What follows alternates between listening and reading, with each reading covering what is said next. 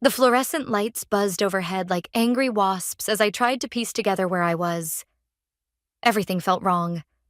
The scratchy sheets, the antiseptic smell, the restraints around my wrists. My head throbbed, and fragments of memories flashed through my mind like a broken film reel. Screeching tires, shattering glass, the world spinning violently. "Good morning, Caroline. How are you feeling today?" A nurse in pale blue scrubs approached my bed, checking the monitors beside me. Her name tag read June. "Where am I?" My voice came out raspy, unfamiliar. "What happened?" "You're at Riverside Psychiatric Hospital. You were in a car accident 3 days ago. Do you remember anything about that?" The accident. Yes, I remembered driving home from the office, taking that sharp curve on Miller Road. But something else nagged at my memory. A flash of another vehicle, deliberately swerving toward me. "I shouldn't be here," I said, pulling against the restraints. "I need to call my sister Natalie. She needs to know I'm okay." June's expression shifted slightly. "Your sister is already aware of your situation. In fact, she's the one who had you admitted." The words hit me like a punch to the gut. Natalie had me committed? The same sister who'd been fighting me for control of our parents' company for the past year? That's impossible. There must be some mistake. I struggled to sit up straighter. "I'm Caroline Bell. I'm 32 years old, and I'm the COO of Bell Industries. I need to speak with someone in charge." "Dr. Matthews will be doing rounds soon," June said soothingly. "Try to stay calm. Getting agitated won't help your situation." As she turned to leave, I heard voices in the hallway. Through the small window in my door, I caught glimpses of 2 staff members talking. Natalie's instructions were very clear. Needs to be kept under observation. Substantial donation to the hospital. My blood ran cold. The accident, the admission, Natalie's involvement. It was all starting to make terrible sense. The last board meeting flashed through my mind, where I'd challenged Natalie's proposal to sell off our parents' legacy to investors. She'd been livid, threatening that I'd regret standing in her way. A young woman in casual clothes entered my room, introducing herself as Rosalind, a social worker. She sat in the chair beside my bed, notebook in hand. "How about we talk about what brought you here?" she asked, her tone gentle but professional. "What brought me here was my sister trying to get rid of me," I said flatly. "The accident wasn't an accident." Rosalind's pen paused mid-note. "That's quite an accusation. Why would your sister want to harm you?" "Because I'm the only thing standing between her and complete control of our family's company." I leaned forward, lowering my voice. "Look, I know how this sounds, but I'm not crazy. Yesterday, I was running a multi-million-dollar business. Today, I'm strapped to a hospital bed while my sister probably sits in my office, planning her next move." "Caroline, paranoid thoughts are common after trauma." "This isn't paranoia," I interrupted. "Check my records. Call my friend Stephen Marshall. He's an attorney. He'll verify everything I'm saying." A tall, lanky patient shuffled past my door, pausing to wave. His grin was friendly, almost conspiratorial. The name tag on his robe read, Van. "New arrival?" he called out cheerfully. "Welcome to the circus." "Mr. Gray, please return to your room," Rosalind said firmly, but not unkindly. As Van wandered away, I caught him mumbling something about the sister who visits too much. Rosalind turned back to me, her expression thoughtful. "I'll look into contacting Mr. Marshall. In the meantime, try to rest. The more cooperative you are, the faster we can evaluate your condition." After she left, I lay back against the pillows, my mind racing. I needed to find a way to prove what Natalie had done. But how could I gather evidence while trapped in here? And who would believe me? The crazy sister locked away in a psychiatric hospital. The sun was setting outside my window, painting the sterile room in shades of orange and purple. As I watched the colors fade, I made myself a promise. I would find a way out of here. And when I did, Natalie would learn that she'd made a terrible mistake in underestimating me. A soft knock interrupted my thoughts. June returned with my evening medication. As she handed me the paper cup of pills, her eyes met mine for a brief moment. Something in her expression made me wonder if she'd overheard more than she let on about Natalie's instructions. I swallowed the pills, already planning my next move.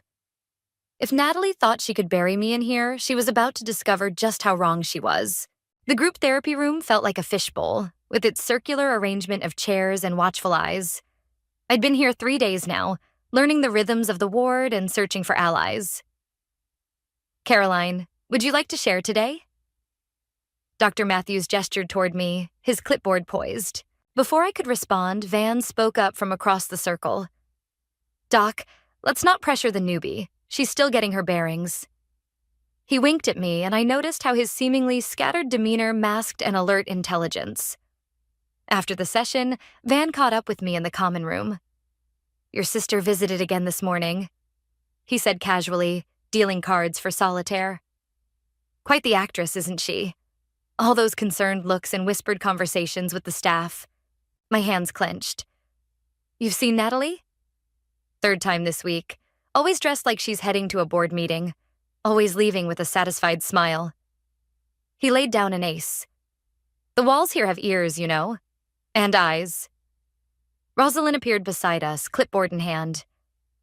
Caroline, do you have a moment? I'd like to discuss your treatment plan.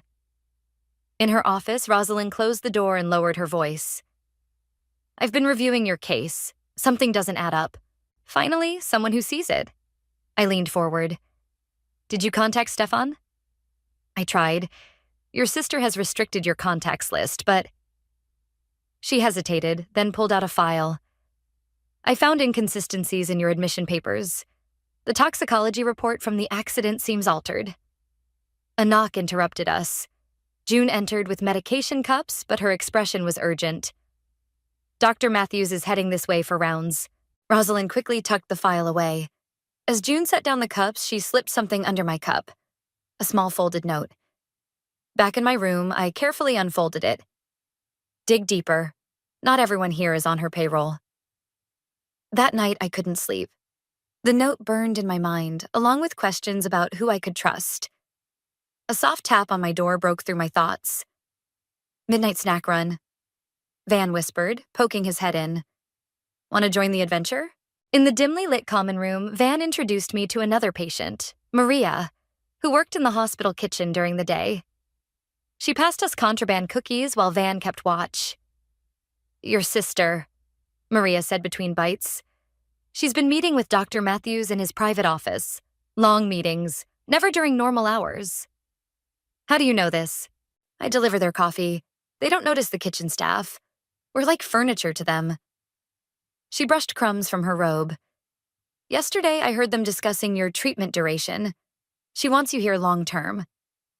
My stomach churned. I need proof. Something concrete. Maybe you already have it, Van suggested. That crash report Rosalind mentioned? There might be more where that came from. The next morning, Rosalind pulled me aside during recreation time. I found something else, she said, leading me to a quiet corner. Before I show you this, you should know why I'm helping you. She rolled up her sleeve, revealing old scars.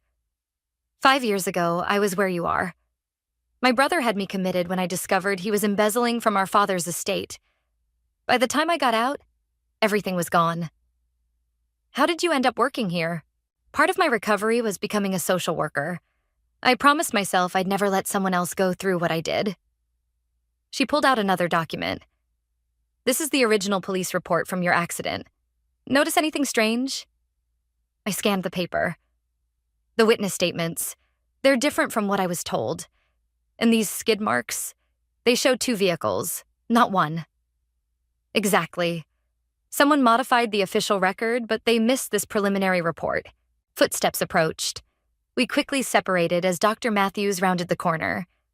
Caroline, how are we feeling today? He asked, his smile not reaching his eyes. Much better, doctor. The medication is really helping. I forced myself to look compliant, docile. After he left, Van appeared as if from nowhere. Nice performance, but we need to move faster. I overheard the nurses. Your sister's pushing for a transfer to a long-term facility. We won't let that happen, Rosalind said firmly. Caroline, Check under your mattress tonight. You'll find something interesting. That evening, as June did her rounds, she lingered in my doorway. Sometimes, she said quietly, the night shift leaves the records room unlocked, around 2 a.m. when they do bed checks in the East Wing.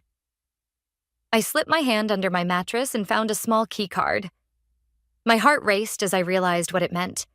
Access to proof, to freedom, to justice. Van's words from earlier echoed in my mind. The walls have ears. But now I knew those ears weren't just listening for Natalie. They were listening for me too. And maybe, just maybe, they were on my side. The records room key card felt heavy in my pocket as I waited for 2 a.m. Van had agreed to create a distraction in the East Wing, giving me precious minutes to search for evidence. Ready?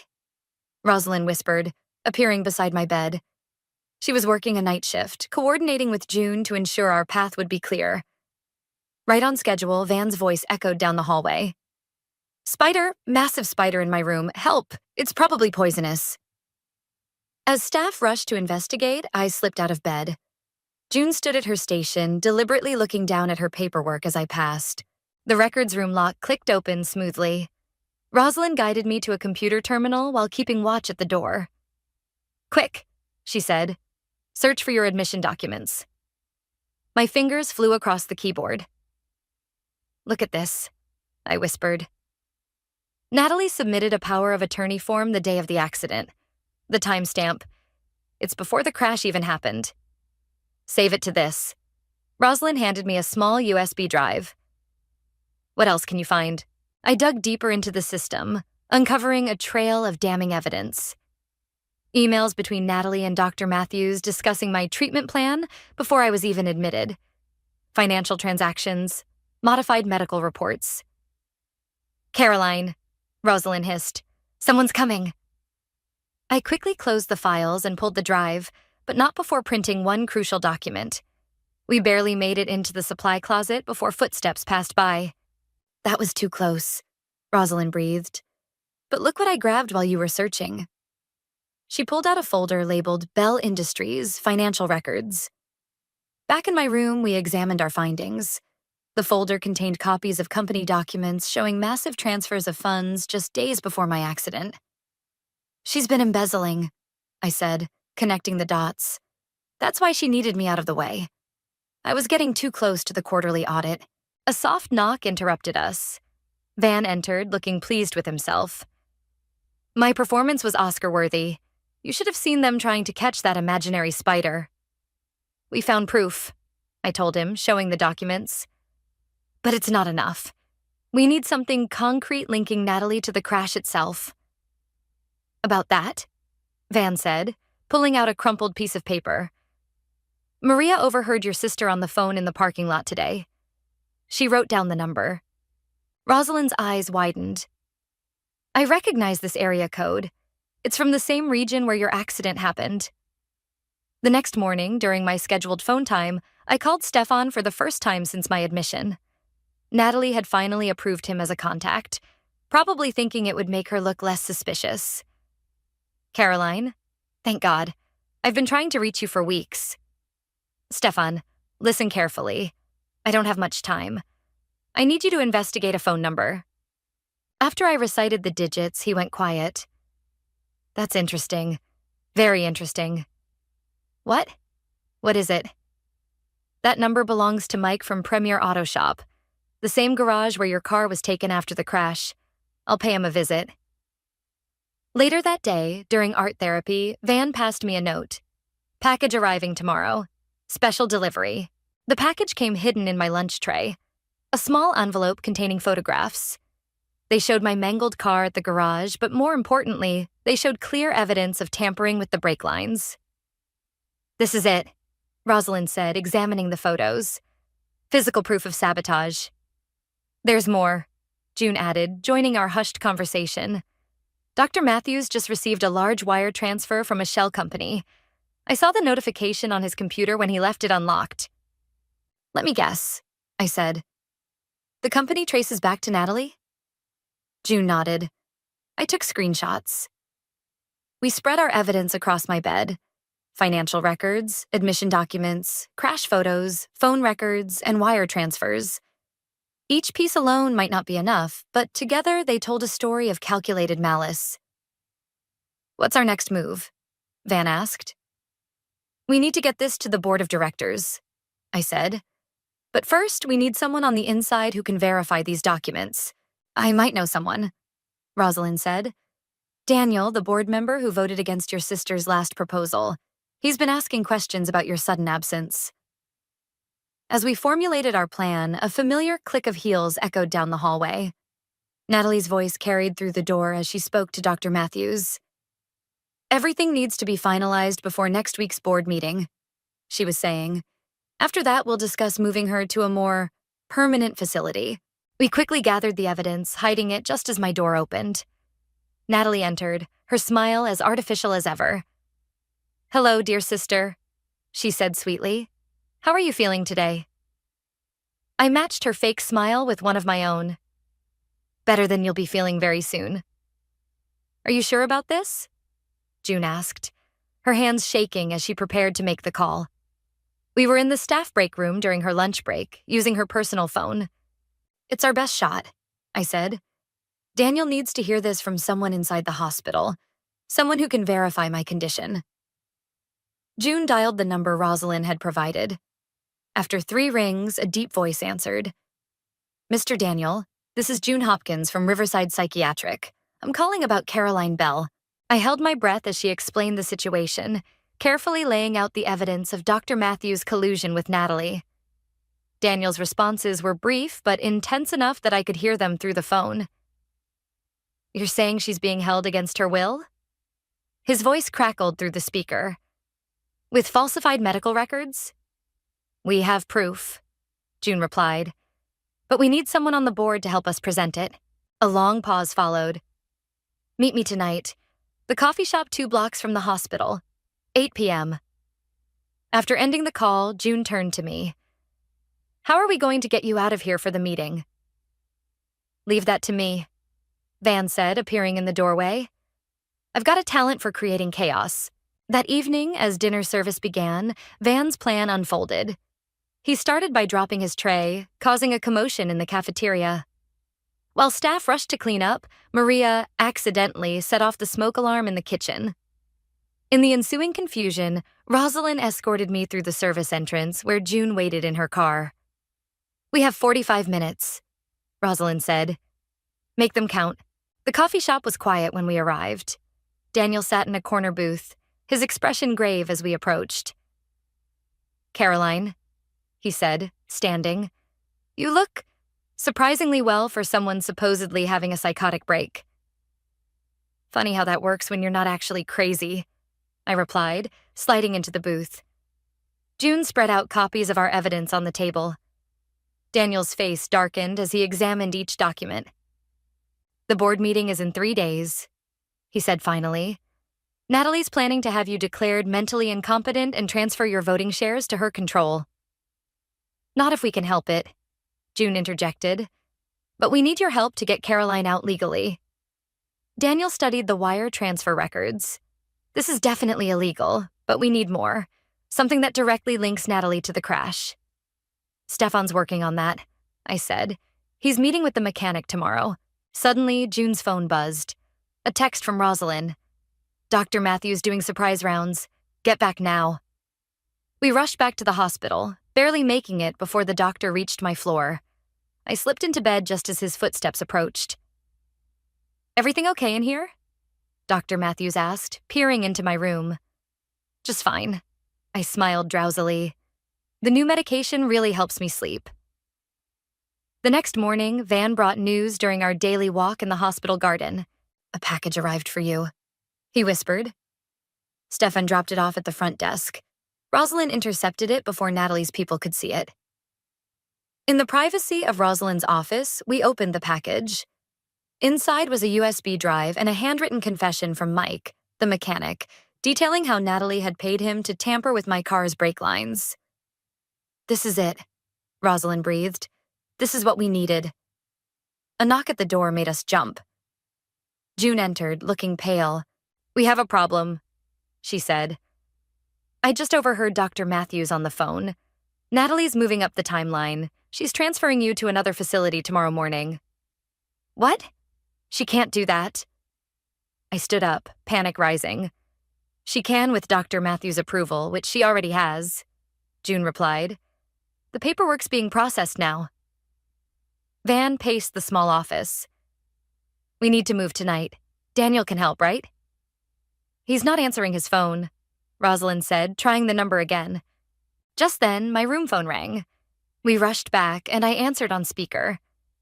Caroline? It was Stefan. I've got good news and bad news. The good news is I have video evidence of Natalie meeting with the mechanic before your accident. The bad news? Daniel's been called to an emergency board meeting. Tonight. She's making her move, I realized. She's going to push through the transfer of power before we can stop her. Not if I can help it, Stefan said firmly. I'm on my way to the hospital now. We're getting you out of there tonight, legally or not. As I hung up, June, Rosalind, and Van looked at me expectantly. Well, Van asked, what's the plan? I took a deep breath. We're going to crash a board meeting. Stefan's black sedan idled in the hospital's back parking lot as our plan went into motion. Van had orchestrated his biggest distraction yet, a full-blown musical performance in the day room, complete with other patients singing Don't Stop Believin' at the top of their lungs. Dr. Matthews to the day room, stat. The overhead speaker crackled with urgency. That's our cue, Rosalind said, hurrying me toward the service elevator. June had already disabled the alarm on the emergency exit. Wait, I paused, turning to Van, who was preparing to rejoin his impromptu choir. Thank you for everything. He grinned. Give her hell, Caroline. The cool night air hit my face as we rushed to Stefan's car. He looked professional as ever in his suit, but his knuckles were white on the steering wheel. The board meeting started 15 minutes ago, he said, pulling away from the hospital. Natalie's presenting her case for emergency conservatorship right now. What about the evidence? I asked. Stefan patted his briefcase. All here, including this. He handed me his phone, showing a video. Watch.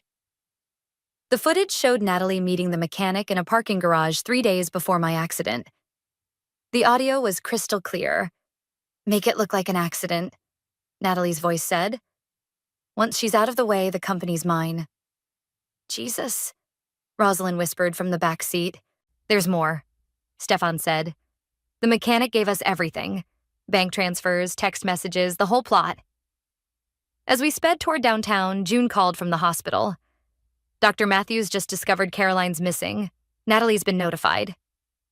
Perfect timing. Stefan smiled grimly. We're almost there. The Bell Industries building loomed ahead, its top floors still lit for the emergency board meeting. Security knew Stefan, waving us through without question. 14th floor, Stefan directed as we entered the elevator. Rosalind, you have the medical records? She patted her bag. Everything showing the falsified diagnoses and unauthorized treatments. The elevator opened directly into a reception area. Through glass doors, we could see the boardroom. Natalie stood at the head of the table, mid-presentation. Clearly unable to make rational decisions, her voice carried through the doors. As her only living relative, I must act in Caroline's best interest. I pushed through the doors. Is that what you call attempting to murder me? The room erupted in chaos. Board members jumped to their feet. Natalie's face went white. Caroline? How did you're supposed to be heavily sedated? Locked away? Sorry to disappoint. I nodded to Stefan, who began distributing copies of our evidence to each board member. What is this? Natalie snatched a packet, her hands shaking as she read. Everything, I said. The mechanic's confession, bank records, your little garage meeting where you ordered the hit on me. Oh, and let's not forget Dr. Matthews' creative bookkeeping. Daniel stood up. I moved to suspend this meeting pending investigation of these allegations. You can't believe this. Natalie laughed desperately. She's delusional. These documents are obviously fake. Are these fake too?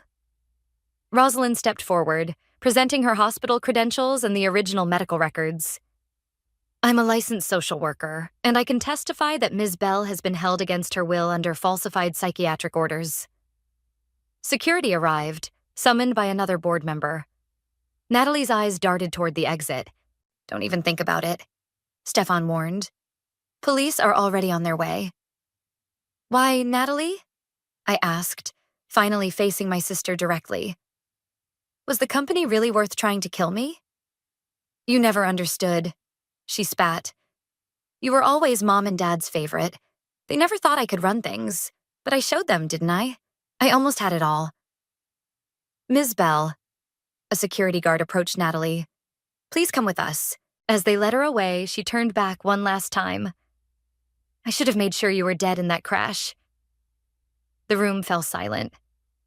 Board members stared in shock at their packets of evidence.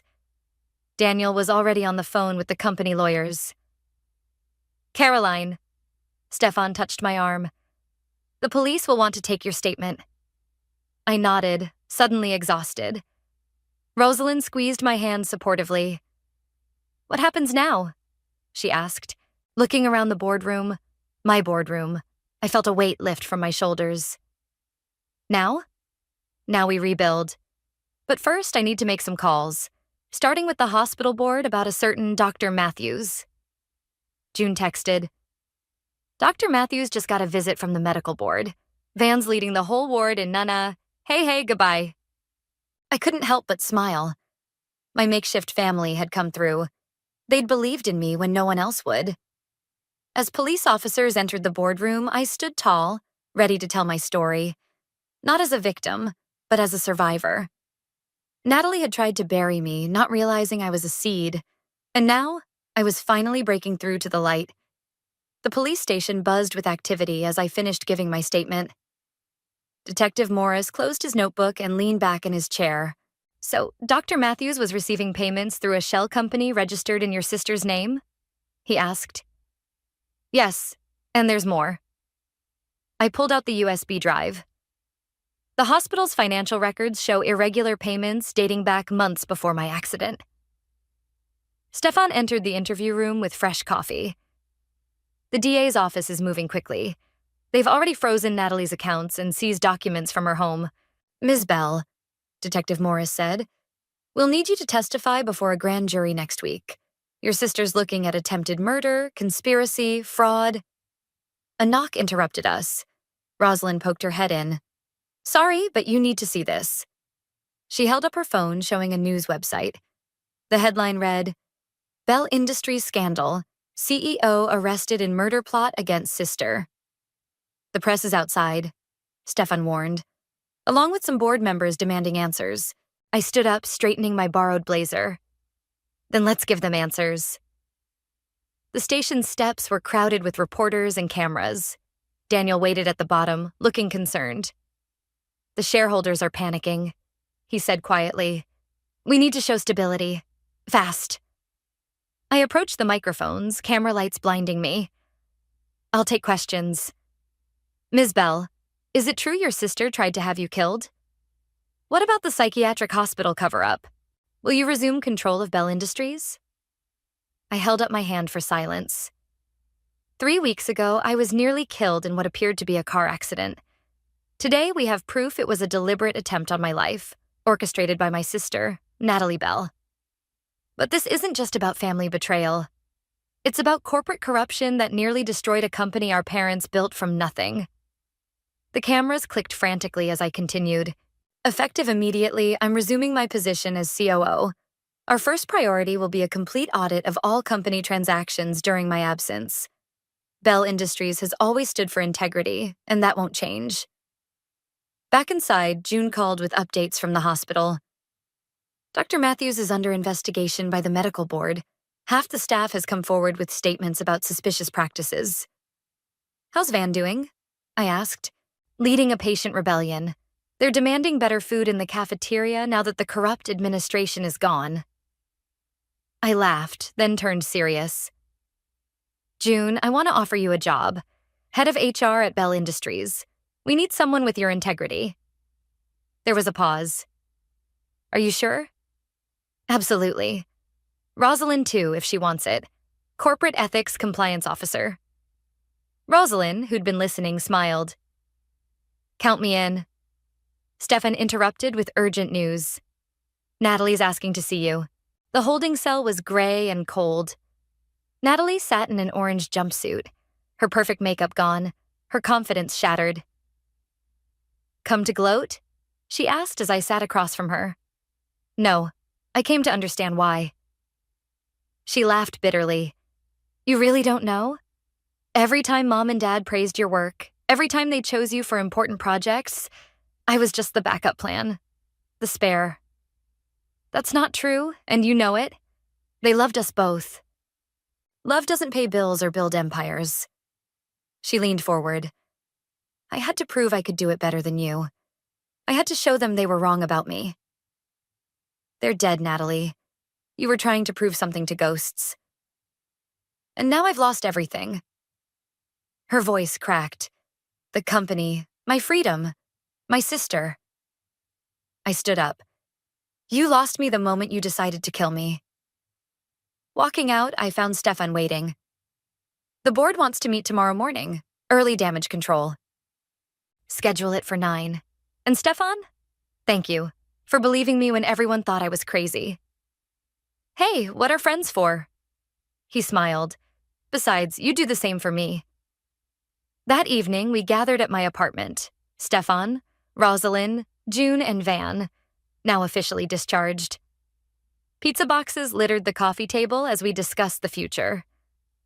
To Caroline. Van raised his soda can. Who proved that sometimes the crazy ones are the sanest of all? To family, I corrected, looking at each of them. The ones we choose. My phone buzzed with a text from Daniel. Board meeting prep tomorrow, 8 a.m.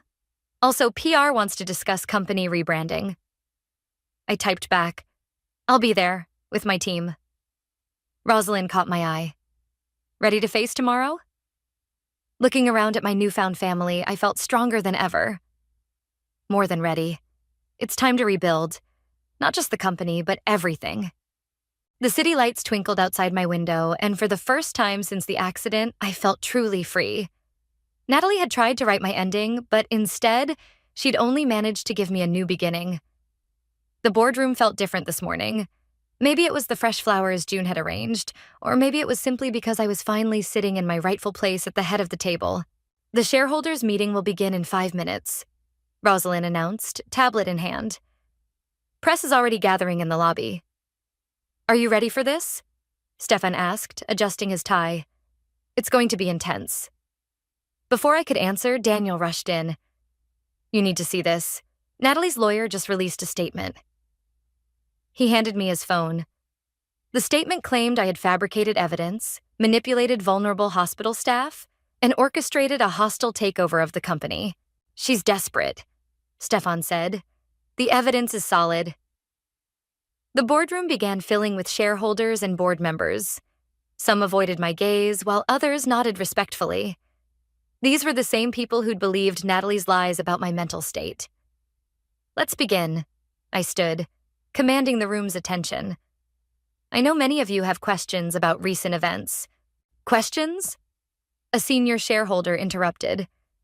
You disappeared for weeks, then returned with wild accusations about your sister. Our stock has dropped 15%. 20%, actually, I corrected, clicking to the first slide of my presentation. Which is exactly what Natalie planned. Look at these trading records. The screen showed suspicious stock movements in offshore accounts. She was shorting our own company's stock, I explained, betting on its failure while simultaneously orchestrating my removal. But that's not all. For the next hour, I laid out everything. The embezzlement, the murder attempt, the hospital conspiracy. With each revelation, the room grew more tense. This is the security footage from the garage where my brake lines were tampered with. I played the video. And here are the corresponding bank transfers from Natalie's shell company. My God, someone whispered. But today isn't about dwelling on betrayal, I continued. It's about moving forward. June? June stepped forward, presenting our new corporate ethics initiative. We're implementing transparent oversight measures, including an independent ethics board. And I'll be heading that initiative, Rosalind added, with direct reporting lines to prevent future abuse of power. The room buzzed with discussion. Daniel stood up. I moved to formally reinstate Caroline as COO and approve these new measures. Second, another board member quickly added. The vote was unanimous. As the meeting concluded, my phone buzzed. Detective Morris's message read, Natalie's talking. Dr. Matthews, too. They're both looking at serious time. The press conference that followed was a circus. Cameras flashed as I approached the podium outside Bell Industries headquarters. Ms. Bell, how does it feel to return to your position? What message do you have for your sister? Will the company recover? Bell Industries was built on trust, I began. Trust between partners, employees, and customers. My sister betrayed that trust, but she didn't destroy it. Today, we're not just rebuilding a company, we're reinforcing its foundation. Stefan stepped up beside me. Ms. Bell will now announce several key appointments to the company's new ethics and oversight board. I introduced June and Rosalind to the press, explaining their roles in uncovering the conspiracy. Van watched from the sidelines, giving me a thumbs up. Back in my office, my real office, I found a photo of my parents on the desk. They were smiling at the building's groundbreaking ceremony decades ago. They'd be proud, Daniel said from the doorway. Not just of saving the company, but of how you did it. With help, I replied. I couldn't have done this alone. Speaking of help, Stefan entered with a stack of papers. The DA wants to meet tomorrow about Natalie's plea deal. No deals, I said firmly. She needs to face the consequences. June brought in coffee and sat down. The hospital board called. They're cleaning house. 3 more administrators were involved in similar schemes with other patients. We should help them, I decided. Set up a foundation for patients who've been wrongfully committed. Rosalind smiled. Already working on it. Van's offered to be our first success story spokesperson. Looking around at my team, my family, I felt a surge of determination. Natalie had tried to destroy me using the company our parents built, but instead, she'd helped me make it stronger. All right. I picked up a marker and approached the whiteboard. Let's talk about tomorrow. We have a company to rebuild. As we planned late into the evening, the city lights came on outside my office window. Somewhere in a jail cell, Natalie was facing the darkness she'd created. But here, surrounded by trust and truth, I was finally stepping into the light. The courthouse steps were crowded as I made my way inside. Today was Natalie's sentencing, and the media circus had reached its peak. Ready? Stefan asked, holding the door. Inside, the courtroom filled quickly. June, Rosalind, and Van sat directly behind me. Daniel joined us moments later, sliding into the row. The board sends their support, he whispered, though they're glad to avoid the media attention. The bailiff called for order as Natalie was led in. She wore prison orange instead of her usual designer suits, but her head was held high. Our eyes met briefly before she looked away. All rise, the bailiff announced. The Honorable Judge Martinez presiding. The judge reviewed the charges: attempted murder, conspiracy, fraud, embezzlement. Natalie had pleaded guilty to avoid a trial, hoping for leniency. Before I pass sentence, Judge Martinez said, would the victim like to make a statement? I stood, approaching the podium. The speech I'd prepared suddenly felt wrong. Instead, I spoke from the heart. Your Honor, my sister tried to kill me. She locked me away, tried to steal my sanity along with my company, and nearly succeeded. But this isn't just about me. I turned to face Natalie directly. While investigating her crimes, we discovered 7 other patients at Riverside Psychiatric who were wrongfully committed through similar schemes. 7 lives destroyed by greed and corruption. The company our parents built was meant to help people, not destroy them. Natalie's facade cracked slightly. I don't want vengeance, Your Honor. I want justice, not just for me, but for everyone she and Dr. Matthews victimized. And I want my sister to understand that real strength isn't about power or control. It's about doing what's right, even when it's hard. The judge nodded thoughtfully. Ms. Natalie Bell, please rise. Natalie stood, her hands shaking slightly. The court sentences you to 15 years in federal prison. Additionally, you are ordered to pay restitution to your victims and forfeit all claims to Bell Industries assets. As Natalie was led away, she paused near me. "I'm sorry," she whispered. "I know it doesn't matter, but I am." "You're right," I replied. "It doesn't matter, but maybe someday it will." Outside, reporters clamored for statements. Stefan handled them while I slipped away with my team to the cafe where we'd first plotted my escape from Riverside. "To justice," Van raised his coffee cup, "and to Found Family." "Speaking of family," June said, "the foundation approved its first round of grants today. 5 former Riverside patients are getting legal aid to clear their records. Make it 10, I decided. Use my personal funds if needed." Rosalind checked her phone. "The hospital reform bill we backed just passed the state legislature. Mandatory oversight of all involuntary commitments." "And Bell Industries stock hit a new high," Daniel added. "Turns out integrity is good for business." "That reminds me." Stefan pulled out some papers. "The board approved your proposal. Bell Industries is officially launching its mental health advocacy division." I signed the documents, then looked around the table. "None of this would have happened without you all. You risked everything to help me when I had nothing." "That's not true," Van grinned. "You had a killer story and the stubbornness to prove it." "Plus," June added, "taking down corrupt executives is surprisingly fun." My phone buzzed.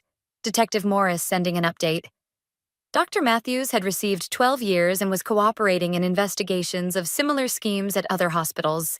"The system's changing," Rosalind noted. "Slowly, but it's changing." "Because we changed it," I said. "Together." Back at the office, I found a letter on my desk. It was from my parents' old lawyer, with a note I'd never seen before. "Dear Caroline," it read, "if you're reading this, something has happened to challenge your control of the company. Your father and I always knew Natalie's ambition might overwhelm her judgment. But we also knew you had the strength to weather any storm. The company isn't just about profit, it's about people. Never forget that. Love, Mom." I pinned the note to my bulletin board, right next to the photo of my new family at the foundation's launch party. Below it hung the key card from Riverside, a reminder of where this journey began. Stefan appeared in my doorway.